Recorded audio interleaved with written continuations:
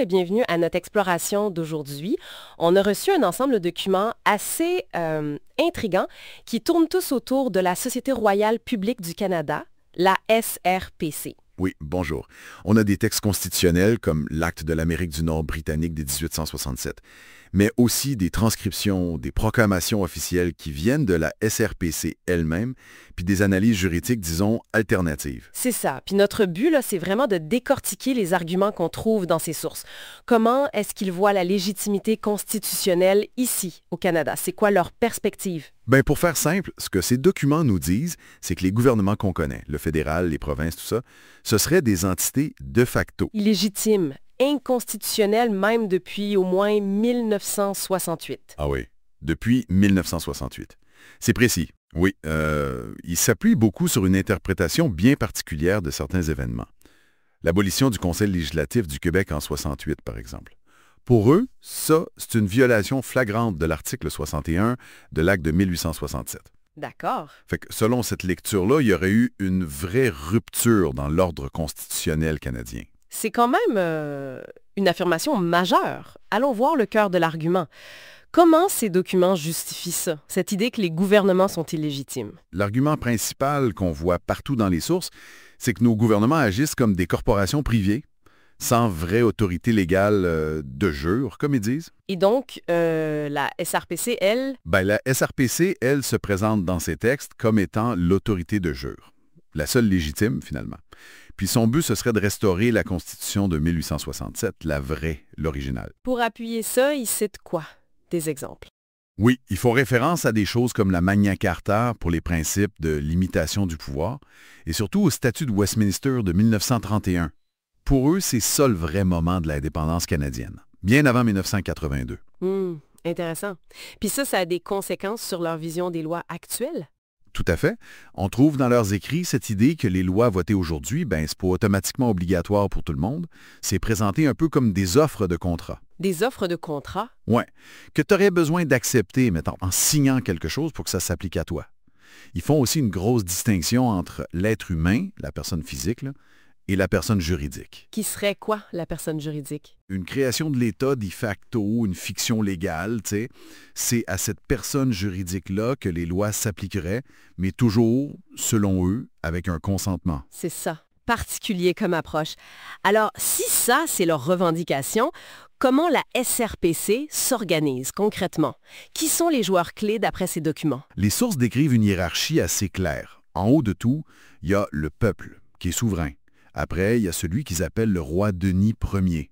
Un roi. Oui, Denis Ier. Sous lui, une gouverneure générale, Suzanne Detweiler, et des lieutenants-gouverneurs pour les provinces. Pour le Québec, c'est Dominic Lochhead qui est nommé dans les textes. D'accord. Et la SRPC elle-même, son rôle là-dedans? Elle est décrite comme un organisme temporaire. Une sorte de police constitutionnelle, si on veut.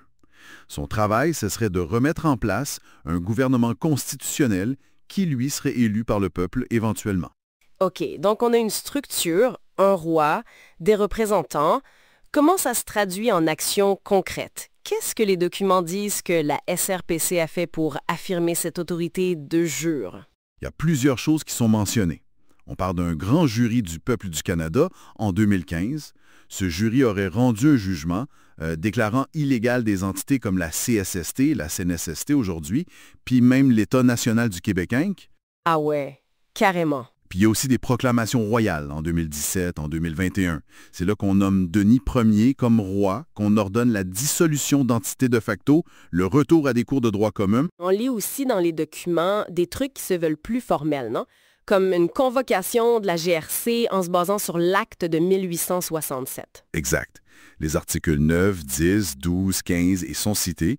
Il y a aussi l'annonce de la dissolution de la SAEQ. Et même la formation d'un conseil législatif de jure pour le Québec. J'ai vu ça passer. En 2022. Oui, avec 24 membres qui auraient prêté serment au roi Denis Ier. Toutes ces actions-là sont présentées dans les sources comme des étapes pour démanteler le système de facto puis restaurer celui de 1867.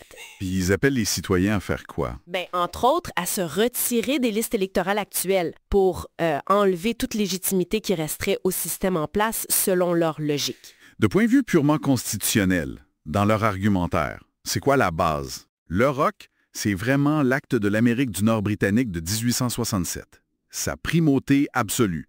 Toute modification après ça qui est jugée contraire, comme l'abolition du Conseil législatif du Québec, serait invalide. Point.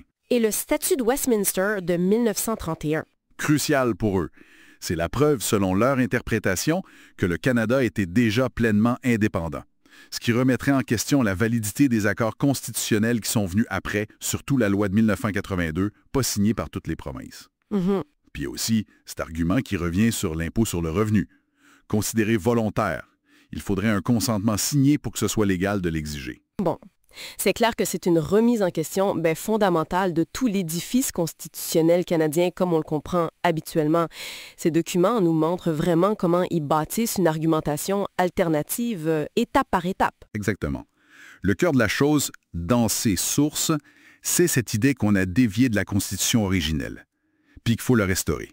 Et c'est la SRPC, émanant du peuple souverain, qui mènerait cette restauration. Et les actions comme le grand jury, les proclamations. C'est présenté non pas comme symbolique, mais comme des actes juridiques qui ont force de loi, dans leur système de référence, bien sûr. Alors, pour résumer ce qu'on a vu dans ces documents, la SRPC y affirme que le système canadien actuel est invalide, de facto. Elle serait la seule autorité légitime, de jure. C'est ça. Et elle serait activement engagée à restaurer la Constitution de 1867 en s'appuyant sur ses propres jugements et proclamations, tels que décrits dans les sources qu'on a consultées. Une position qui, présentée comme ça dans les textes, soulève évidemment des questions assez profondes. Oui. Puis, au-delà de savoir si c'est valide ou pas juridiquement d'un point de vue extérieur, ça fait réfléchir, non? Comment est-ce qu'on construit la légitimité, l'autorité? Puis qu'est-ce qui arrive quand les fondations même d'un système sont contestées comme ça, de l'intérieur par des gens qui utilisent les textes fondateurs, mais avec une lecture complètement différente? C'est une bonne question à laisser en suspens. Ça touche à la relation complexe entre le droit, l'histoire et le pouvoir.